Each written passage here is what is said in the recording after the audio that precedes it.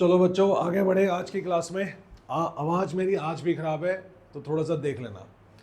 कह रहा है अ कार हैज़ 2 वाइपर्स। ये कार है, ये भीगी भीगी रात वाला सीन चल रहा है और कार के 2 वाइपर हैं और जब वो मूव करते हैं तो एक वाइपर 115 डिग्री के एंगल पर, एक वाइपर 115 डिग्री के एंगल पर ऐसे मूव करता है और 2 वाइपर लगे हुए हैं और दोनों वाइपर एक दूसरे को ओवरलैप नहीं करते हैं। ठीक है, तो जब वाइपर ऐसे ऐसे मूव कर रहा है तो क्या एरिया बनाया उसने? सेक्टर बनाया। क्या बनाया? सेक्टर बनाया। तो कह रहा है find the total area cleaned at each sweep of the blades के हर स्वीप पर कितना एरिया वो क्लीन करते हैं। तो क्या होगा मेरा आंसर इसमें? रिक्वायर्ड एरिया क्या होगा? आपने क्या करना है, एरिया ऑफ 2 सेक्टर्स निकालने हैं और उसको 2 से मल्टीप्लाई कर देना है। हाँ या ना? क्वेश्चन समझ में आ गया? कार के वाइपर्स 115 डिग्री के एंगल पर राइट लेफ्ट मूव कर रहे हैं, 2 वाइपर हैं और दोनों एक दूसरे को ओवरलैप नहीं कर रहे हैं। एक स्वीप पर कितने एरिया को वो क्लीन करते हैं, ये हमारा क्वेश्चन है। तो इसने बनाया सेक्टर हाँ जी, हाँ बिल्कुल सही है। तो एरिया ऑफ सेक्टर लिख देते हैं यहाँ पे और उसको 2 से मल्टीप्लाई कर देते हैं।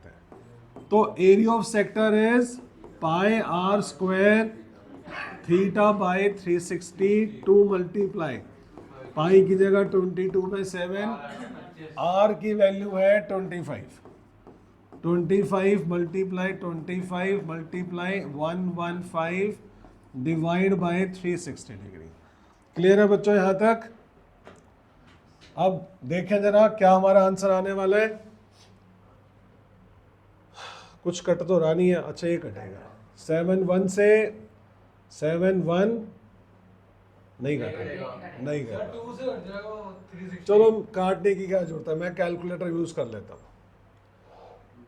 44 मल्टीप्लाई 25 मल्टीप्लाई 25 यहाँ तक हो गया, ठीक है, डिवाइड बाय 7। अरे यार इस कैलकुलेटर में आ जाती है एरर। कर लेना अपने आप यार, कैलकुलेशन ही तो करनी है। हाँ या ना? इसकी 5 से कटिंग कर देते हैं, 5 से। 5 7 द 35, 5 2 द 10 और 5 2 द 10, 5 3 द। अब जो मल्टीप्लाई हो रहा है मल्टीप्लाई कर देना और हो रही है 2 से हो गई 36 और यहाँ पर हो रही है 2 11 2 18। अब कुछ नहीं हो रहा। अब क्या बच रहा है? 11 मल्टीप्लाई 25 मल्टीप्लाई 25 और 23 और अपॉन में 18। जो भी इसका आंसर आएगा लिख देना। 7 का है, 7 कट गया था। 7 नहीं कटा था, 7 नहीं कटा था, राइट। ठीक है बच्चों, बढ़े आगे। बहुत बढ़िया, आगे चले। आपने अपने आप करनी है कैलकुलेशन छोटी मोटी। देखो अब इसमें क्या लिखा हुआ है, शादियों का सीजन चल रहा है। पापा कोट पहन रहे होंगे और उसमें नहीं सिल्वर का, और उसमें क्या बोलते हैं मुझे, ब्रॉच बोलते हैं ना। तो एक ऐसा ब्रॉच बना हुआ है सिल्वर कलर का जिसमें क्या है, a brooch is made with silver wire in the form of a circle जिसका डायामीटर है 35, डायामीटर है 35 mm, तो रेडियस हो जाएगा 35/2। अब सिल्वर वायर को यूज कहाँ किया हुआ है? एक तो पूरा सर्कल बना रखा है और फिर 5 डायामीटर बना रखे हैं, 1 2 3 4 और 5 डायामीटर। तो उसका पहला क्वेश्चन है कि सिल्वर वायर की लेंथ क्या है, कितनी सिल्वर वायर यूज हुई है इस ब्रूच को बनाने में। तो आपका आंसर रहेगा लेंथ ऑफ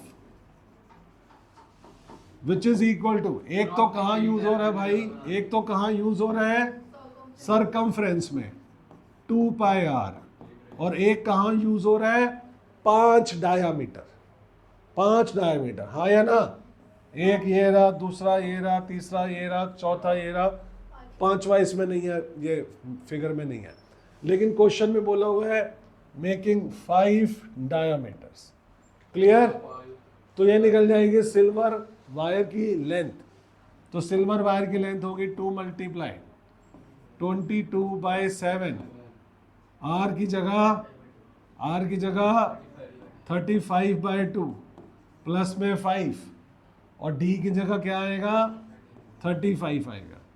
ये कटिंग कर लो, 5 आ गया, 2 से 2 कट गया, 110 प्लस में 5 5 दा 25, 175, आंसर आया 85285 mm आंसर आया। क्लियर है बच्चों? दूसरा उसका क्वेश्चन ये है, कहता है ये जो ब्रूच ने इसके जो डायमीटर्स ने सेक्टर्स बनाए हैं, वो सेक्टर्स बीच में, अरे यार क्या बन रहा है, चलो समझ तो जाओगे ना आप। इसके बीच में जो सेक्टर्स बन रहे हैं 1 2 3 4 5 6 7 8 9 10, उसमें से कह रहा है एक सेक्टर का एरिया बता दो क्या है, एक सेक्टर का एरिया बता दो। अब सेक्टर का एरिया क्या होगा पुण्य? हाँ जी, आवाज पहले पाई आर स्क्वायर बोलना, पाई आर स्क्वायर थीटा बाई 360। अब एरिया ऑफ सेक्टर ये हम बता सकते हैं बहुत प्यार से। तो पाई की जगह 22/7 आया, आर की जगह 35/2 और 35/2 आया। कोई बताएगा इसका थीटा क्या होगा? ये पूरा एंगल कितने डिग्री का होता है? 360 डिग्री का होता है। सेक्टर्स कितने बन रहे हैं? 10। तो एक सेक्टर कितने डिग्री का एंगल बनाएगा? 36। सारे इक्वल है, 10 सेक्टर बने हैं, है ना? तो यहां पर आएगा 36। कटिंग कर लो, यहां पर आ गया 10 7 5 दा 2 1 से कट गया, और 5 से हमारा ये कैंसिल हो गया। अब क्या क्या बच रहा है? 11 बच रहा है, 35 बच रहा है, और अपॉन में बच रहा है 4। तो 385 अपॉन में 4 mm square is my answer. Clear है? बढ़े आगे? बहुत अच्छा।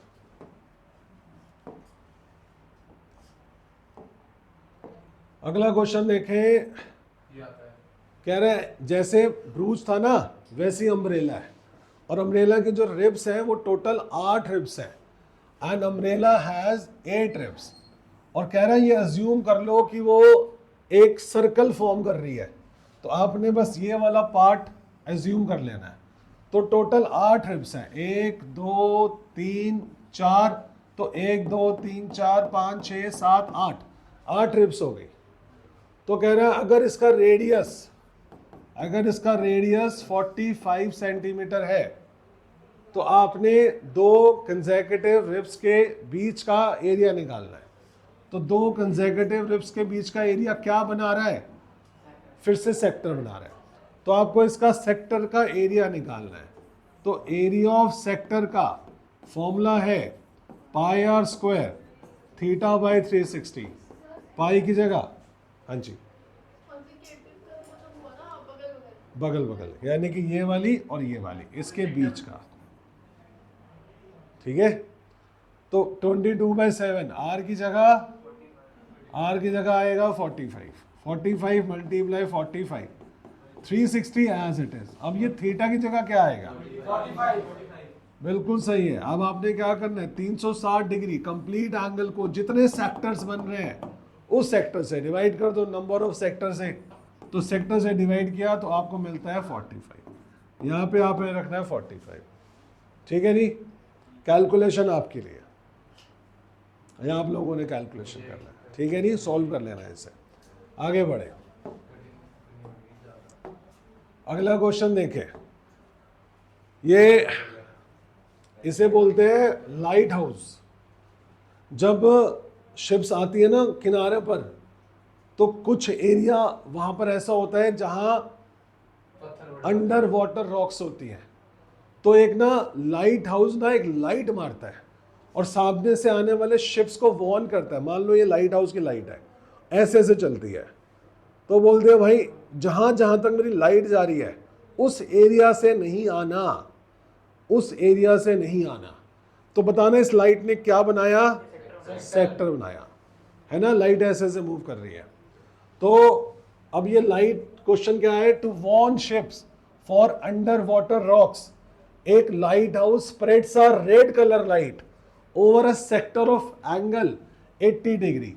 तो ये लाइट हाउस है और ऐसे ऐसे मूव कर रही है कि यहां से नहीं आना, इसके नीचे अंडर वाटर रॉक्स है और 16.5 किलोमीटर तक उसकी लाइट जा रही है और ये एंगल जो है 80 डिग्री पर मूव कर रही है। अब आपको बताना है कि कितना एरिया शिप्स को वॉर्न किया जा रहा है कि किस एरिया से आपको नहीं आना। तो क्या निकालना है, फिर से सेक्टर निकालना है। तो ये आया एरिया ऑफ सेक्टर, फॉर्मूला लगेगा again pi r square theta upon 360, pi की जगह 22/7, आर की जगह 16.5 16.5 और थीटा की जगह 80 अपॉन में 360। सॉल्व आप करोगे, मैं सॉल्व करूंगा तो ऐसे टाइम खराब होगा। ठीक है जी, आगे बढ़े। क्या कर दूं, हैं क्या करवा दूं,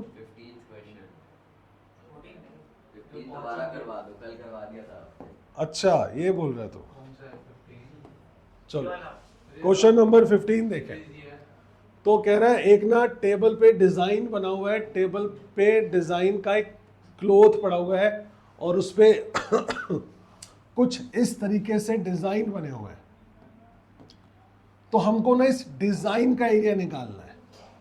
कोई बता सकता है कि ये डिजाइन जो है कौन सी फिगर को रिसेंबल कर रहा है, सेगमेंट इज राइट आंसर।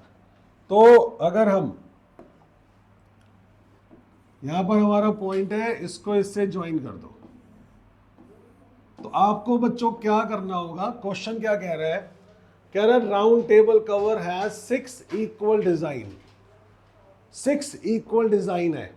सबसे पहले बताओ ये वाला एंगल कितने डिग्री का, कंप्लीट एंगल, कंप्लीट एंगल कितने डिग्री का है, 360 डिग्री का। इसको 6 से डिवाइड किया तो क्या बनेगा, 60 डिग्री का। तो एंगल हो गया 60 डिग्री का। फिर वो कहता है अगर इसका रेडियस है 28, अगर इसका रेडियस है 28 centimetre, find the cost of making the design eight 0.35 पर सेंटीमीटर स्क्वायर के हिसाब से टोटल कॉस्ट बतानी है। तो जब भी हमें टोटल कॉस्ट निकालना होता है, टोटल कॉस्ट का फॉर्मूला है cost of 1 centimetre square multiply by area, भाई मल्टीप्लाई, हाँ जी, कॉस्ट ऑफ 1 सेंटीमीटर स्क्वायर हुआ 0.35 और किससे हमने किसका एरिया कॉस्ट निकालनी है, 6 सेगमेंट, 6 सेगमेंट, हाँ या ना। क्या हो गया आज मेरी बीच में लड़की की आवाज आ जाती है। अब सेगमेंट का एरिया का फॉर्मूला क्या है, area of sector minus area of triangle. तो area of sector minus area of triangle, बस ये आपका आंसर है। फॉर्मूला डालना है, वैल्यू डालनी है, सॉल्व करना है, आंसर आ गया। तो 0.35 मल्टीप्लाई 6 एरिया ऑफ सेक्टर हो गया पाई आर स्क्वायर थीटा बाय 360 और क्योंकि ये एंगल 60 डिग्री का है तो एरिया ऑफ ट्राइंगल लगाएंगे √3/4 आर का स्क्वायर, है ना। अगर 60 डिग्री का होता है तो वो इक्विलैटरल ट्राइंगल बन जाता है।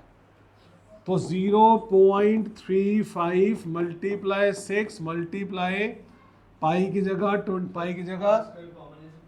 जगह क्या 100% कॉमन लेना तो बहुत जरूरी है, ये तो मैं भूल ही गया। कॉमन नहीं लोगे तो आपकी कैलकुलेशन आपकी थोड़ी सी गड़बड़ हो जाएगी। क्या कॉमन ले सकते हैं? पाई कहाँ है? हाँ जी, तो सिर्फ आर स्क्वायर कॉमन आएगा, अंदर बचेगा पाई। पाई की वैल्यू 22/7, थीटा की जगह 60 डिग्री, अपॉन में 360, माइनस में √3/4, और √3 की जगह उसने क्या डालने के लिए बोला है? √3 की जगह उसने बोला है 1.73। अब 0.35 मल्टीप्लाई 6, आर की जगह आएगा 28 मल्टीप्लाई 28, ये कट गया 6 आ गया, 2 3 दा 2 11 दा 11/21, माइनस में 1.73 को डिवाइड करो 4 से, तो 0.4325 आ रहा है।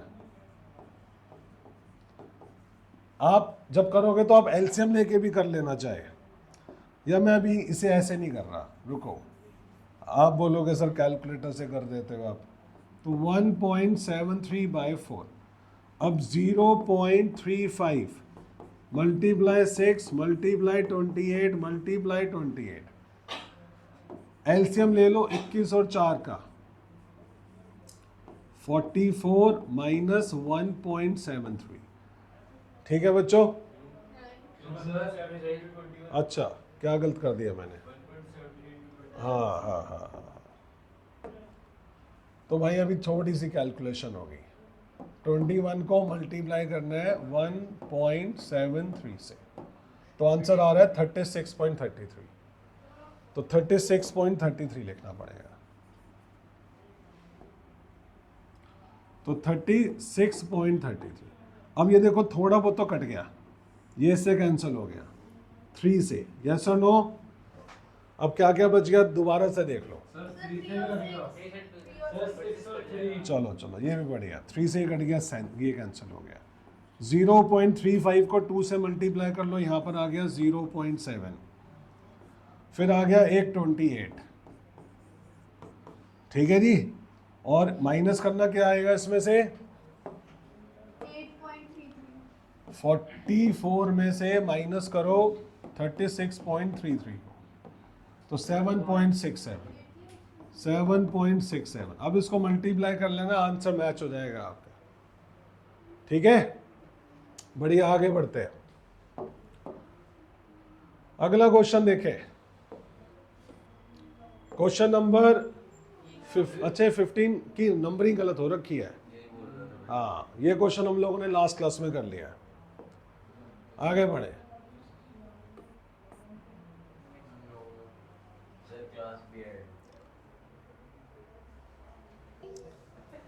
चलो बच्चों आगे बढ़े, कोई बात नहीं, नंबरिंग की कोई इशू नहीं है। आप क्वेश्चन देखो, यहाँ पे लिखा हुआ है एक प्रोटेक्टर। प्रोटेक्टर क्या होता है? जो आपकी ज्योमेट्री बॉक्स में डी होता है, ठीक है। एक प्रोटेक्टर है और इस प्रोटेक्टर का जो डायामीटर है वो है 14। फाइंड इट्स पेरीमीटर, आपको इसका पेरीमीटर बताना है। तो पेरीमीटर का मतलब ये है कि जो भी फिगर आपके सामने है आपने उसकी बाउंड्री का सम करना है। तो इसका जो पेरीमीटर होगा वो क्या है? एक तो डायामीटर है डी, हाँ या ना, और ये सेमी सर्कल है। एक सर्कल का पेरीमीटर होता है 2πr, सेमी सर्कल का होगा πr, तो ये आपका आंसर होगा। तो आपको डी की जगह रखना है 14, पाई की जगह 22/7 और आर की जगह रखना है 7। 14 + 22, आंसर आया 36। कोई डाउट यहाँ तक? इसी के साथ मैं क्वेश्चन और डाल देता हूं कि एक सेक्टर दे रखा है, एक सेक्टर दे रखा है, इसका एंगल है 60 डिग्री और इसका रेडियस है 7। आपने इसका पेरीमीटर बताना है, पेरीमीटर ऑफ सेक्टर। तो पेरीमीटर ऑफ सेक्टर हो, पेरीमीटर ऑफ प्रोटेक्टर हो, पेरीमीटर ऑफ सर्कल हो, चाहे कुछ भी हो, हमें चाहिए उसकी बाउंड्री का सम। तो इसका सम निकालने के लिए आप क्या करोगे, r प्लस आर, ये r हो गया, ये r हो गया, और इसे क्या बोलते हैं, इसे बोलते हैं लेंथ ऑफ आर्क, हाँ या ना। तो r की जगह r 2r कर दो, ये दोनों को जोड़ दिया। l का फॉर्मूला होता है 2 पाई r थीटा बाई 360। अगर सर्कल का सरकमफ्रेंस निकालना हो तो फॉर्मूला है 2 पाई r, लेकिन अगर उसका सेक्टर का लेंथ निकालना हो तो उसी 2 पाई r को थीटा बाई 360 से मल्टीप्लाई कर दिया जाता है। अब आपने यहाँ पर वैल्यू डालनी है, 2 हो गया, r की जगह 7 हो गया, 2 मल्टीप्लाई 22 बाई 7, r की जगह 7 हो गया, थीटा की जगह 60 अपॉन में 360 हो गया, 7 से 7 कट गया, यहाँ पर आ गया 1 बाय 6 आ गया, यहाँ आ गया 14 प्लस में 6 और 3 ये कैंसिल हो गए, यहाँ पर आ गया 3। अब क्या बच रहा है, 14 प्लस में 22 बाई 3, ये आपका आंसर है। क्लियर है बच्चों, बहुत बढ़िया, आगे बढ़े। हाँ जी, ले सकते हैं सर, ये तो मेरे से हर क्वेश्चन में पूछता है कि कॉमन ले सकते हैं, कॉमन ले सकते हैं। और ये वाली बात मैंने शायद 10-12 बार बताई है कि जब भी वेरिएबल कॉमन आ रहा है उसे कॉमन लोगे तो आपकी कैलकुलेशन थोड़ी आसान हो जाएगी। तो अगर कभी मैं किसी क्वेश्चन में भूल जाऊं कॉमन लेना तो तू ले लिया कर, ठीक है। आगे बढ़े, क्वेश्चन नंबर 20 में कह रहा है एक सर्कल का सरकमफ्रेंस और area of circle, circumference and area of circle दोनों बराबर है। Find diameter of the circle. Circumference का फॉर्मूला होता है 2 पाई r, एरिया ऑफ सर्कल का फॉर्मूला है पाई r स्क्वायर, पाई से पाई गया, एक r से एक r गया, r की वैल्यू आ गई 2 और d की वैल्यू आ गई 4। इजी, आगे बढ़े। अगला क्वेश्चन देखें, कहता है find area of circle inscribed in A square. एक स्क्वायर के अंदर, एक स्क्वायर के अंदर एक सर्कल बना हुआ है और स्क्वायर की जो साइड है वो a है। अब आपने बताना है इस सर्कल का एरिया क्या होगा। एरिया रिलेटेड टू सर्कल ही है ये, हाँ जी, this is area related to circle, ठीक है। इस सर्कल का एरिया क्या होगा, सर्कल का एरिया का फॉर्मूला होता है पाई r स्क्वायर। इस सर्कल का r क्या है, बिल्कुल सही जवाब। तो पाई, इस सर्कल का जो r है वो है a बाई 2, तो a बाई 2 का कर दिया स्क्वायर, तो पाई a square by 4 is my answer, right. इसी का एक अगला पार्ट देखोगे आप, 21 का बी पार्ट। ये तो था कि सर्कल एक स्क्वायर के अंदर था। अगर ऐसा हो कि सर्कल के अंदर स्क्वायर हो और उस स्क्वायर की जो साइड है वो 7 है, स्क्वायर की साइड 7 है, अब इस सर्कल का एरिया कैसे निकलेगा। सर्कल का एरिया का एक ही फॉर्मूला है which is equal to pi r square. तो एरिया ऑफ सर्कल निकालने के लिए आपको दिखाना है पाई r स्क्वायर, पाई की जगह 22 बाई 7। अब मुझे बताओ इसकी r क्या है, इसकी r क्या है, कोई बता सकता है सर्कल की r क्या है। नहीं, तो देखें हम क्या करेंगे, इसको ज्वाइन कर देंगे यहां से यहां तक AB। अब जो डायगोनल ऑफ स्क्वायर होता है ना, डायगोनल ऑफ स्क्वायर, उसका फॉर्मूला होता है √2a। डायगोनल ऑफ स्क्वायर है √2a, तो इसलिए ये जो AB आएगा यानी कि डायामीटर, ये आएगा 7√2 और रेडियस होगा 7/2√2। This is radius. तो आपने रेडियस की जगह अब ये डाल देना है। Clear, 22 by 7 as it is. 7 का स्क्वायर हो गया 49, 2 का स्क्वायर हो गया 4, √2 का स्क्वायर हो गया 2, 7 से कटिंग होगी 7 आ गया, 2 से कटिंग होगी 2 आ गया, 2 से कटिंग होगी 11 आ गया, आंसर आ गया 77 सेंटीमीटर स्क्वायर। क्लियर? बहुत अच्छे, आगे बढ़े। अगला क्वेश्चन देखें। अब ये जो आपके सामने फिगर दे रखी है इसका पेरीमीटर बताना है। क्या बताना है? पेरीमीटर। पेरीमीटर क्या होता है? सम ऑफ बाउंड्री ऑफ फिगर। तो जो भी आपके सामने फिगर है मुझे इसकी बाउंड्री का सम चाहिए।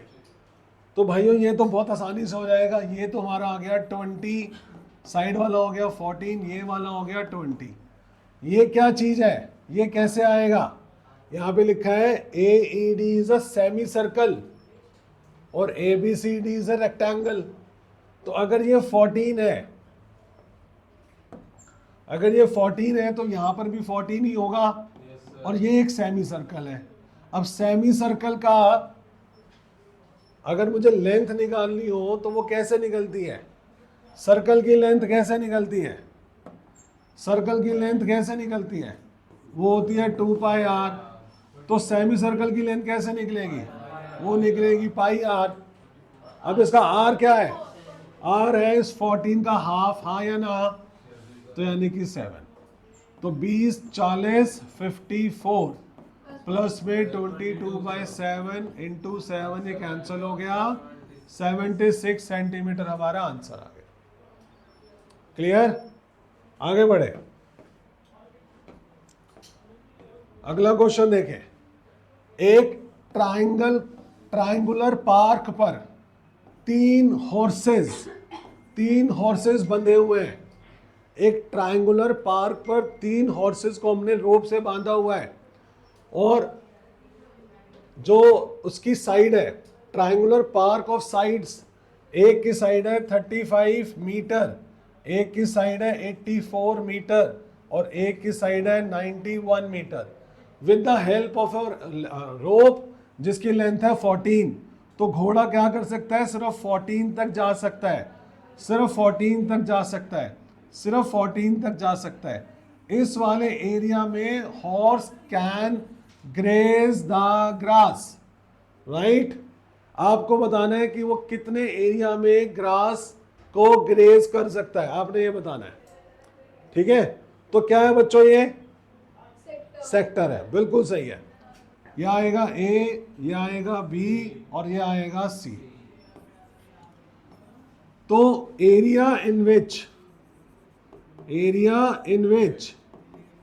हॉर्स कैन ग्रेज, मैं जो बोल रहा हूं वो सुनो, क्वेश्चन की बात नहीं है अभी, जो मैं कह रहा हूं उस पर ध्यान दो कि हॉर्स, मैंने आपसे पूछा है हॉर्स कितने एरिया में ग्रास को ग्रेज कर सकता है, पहले वो निकालो। कैन नॉट वाला बाद में देखेंगे, पहले ये निकालो कि कैसे निकाल, कितने एरिया में वो ग्रेज कर सकता है। तो बच्चों ये आएगा area of sector at A, area of sector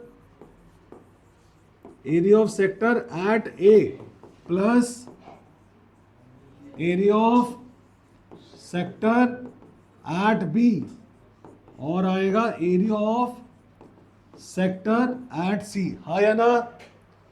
तो यहां पर फॉर्मूला लगेगा पाई आर स्क्वायर। ए पर जो एंगल है, ए पर एंगल क्या है नहीं पता, उसे हमने एंगल ए ही मान लिया, पाई ए बाई 360। यहां पर पाई आर स्क्वायर इसे बी मान लिया और यहां पर पाई आर स्क्वायर इसे सी मान लिया। क्लियर है बच्चों? यहां तक कुछ कॉमन दिख रहा है इसमें? पाई आर स्क्वायर 360 कॉमन आ गया, अंदर बच गया angle A plus angle B plus angle C. ठीक है? पाई की जगह क्या आएगा? 22/7। आर की जगह क्या आएगा? आर की जगह क्या आएगा? 14 आएगा। पाई हो गया, आर स्क्वायर हो गया, अपॉन में आएगा 360 और अब यहां पर क्या आएगा? ए प्लस बी प्लस सी क्या आएगा? एक ट्राइंगल के तीनों एंगल का सम होता है 180 डिग्री, यहां पर आएगा 180 डिग्री। ये कैंसिल हो गया, खत्म करो इसे, 7 to the 14, इसे खत्म करो तो आंसर आया 22 × 14। तो इस एरिया में वो ग्रास को ग्रेज कर सकता है। क्लियर? अब उसका क्वेश्चन पता है क्या है? उसका क्वेश्चन ये है, कैलकुलेट द रेशो। किसकी रेशो निकालनी है? कि the area which can be graze to which can not be graze. समझ में आया? तो अब आपको क्या करना है, एरिया वो निकालना है which can not be graze, और रेशो निकालने के लिए तो ऊपर नीचे रख देंगे और तो कोई बात नहीं होगी। अब कैन नॉट बी ग्रेज कैसे निकलेगा? एरिया ऑफ ट्राइंगल निकालोगे आप, एरिया ऑफ ट्राइंगल निकालोगे, और एरिया ऑफ ट्राइंगल निकालने के बाद ये जो आपने निकाला है इसे माइनस करोगे। एरिया ऑफ ट्राइंगल कैसे निकलेगा? हीरोन्स फॉर्मूला से, जिसमें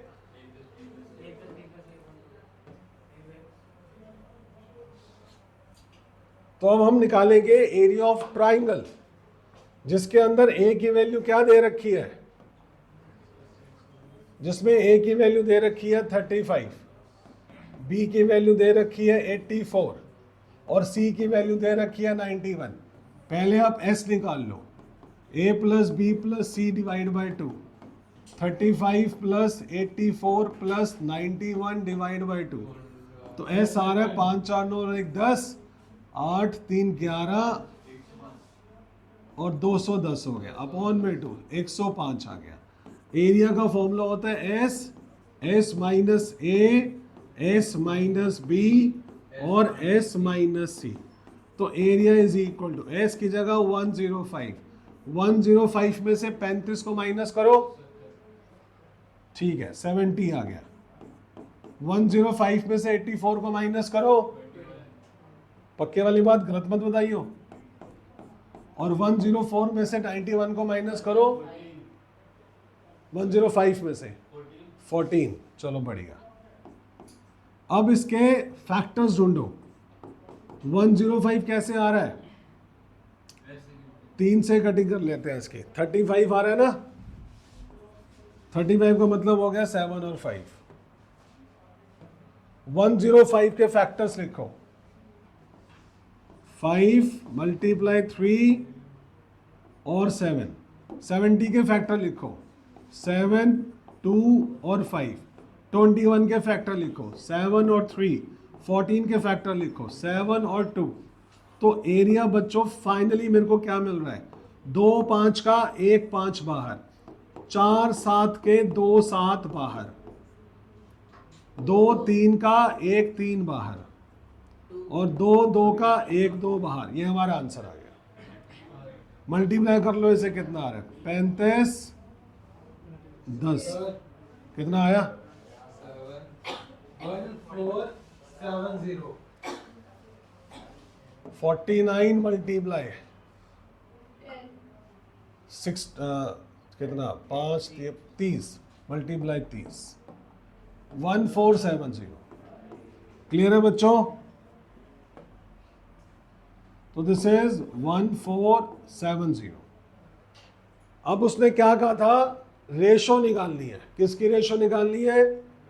जितने एरिया में घोड़े घास खा सकते हैं 2, जिसमें नहीं खा सकते। तो भाई पहला हमारा आंसर क्या आया था जो मैंने मिटा दिया यहाँ पे? 94। 22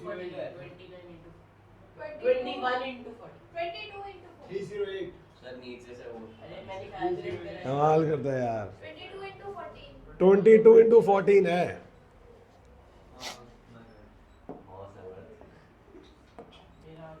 तो 22 मल्टीप्लाई 14, आंसर आ रहा है 308। तो 308 तो आएगा बच्चों ऊपर, हाँ या ना? और अपॉन में आएगा कितने में वो घास नहीं खा सकते? 1470 में से 308 माइनस करो, है ना? 1470 माइनस 308, 1162, 1162। तो ये आपका आंसर है। इसको स्टैंडर्ड फॉर्म में कर लेना, कटिंग करके जो आएगा वो इसकी रेशो बन जाएगी। क्लियर? आज की क्लास यहीं तक, जितना कटेगा, जितना भी।